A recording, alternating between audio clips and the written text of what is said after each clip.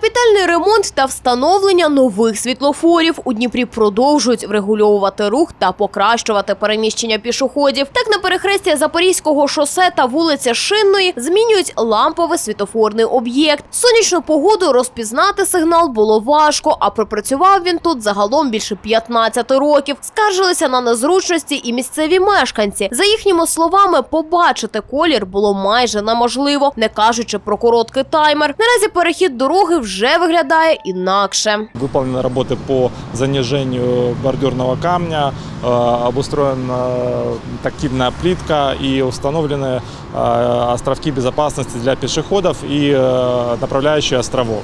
Крім того, повністю новий світлофор встановлюють на неврегульованому переході Набережної Перемоги і бульвару Слави. Він складатиметься з 10 світлодіодних світлофорів з таймерами для пішоходів і 10 для транспорту. Перехід вже облаштували опорами та тротуаром. Скоро з'явиться тактильна плитка та пандуси. Ми вважаємо, що покращиться, тому що дуже багато машин і дуже небезпечно переходити тут дорогу. Дуже. Тому надіємося, що буде краще. Зазначимо, загалом у місті капітально відремонтують близько 80 світлофорів. З нуля зроблять близько 30. Усі вони відповідатимуть сучасним необхідним нормам.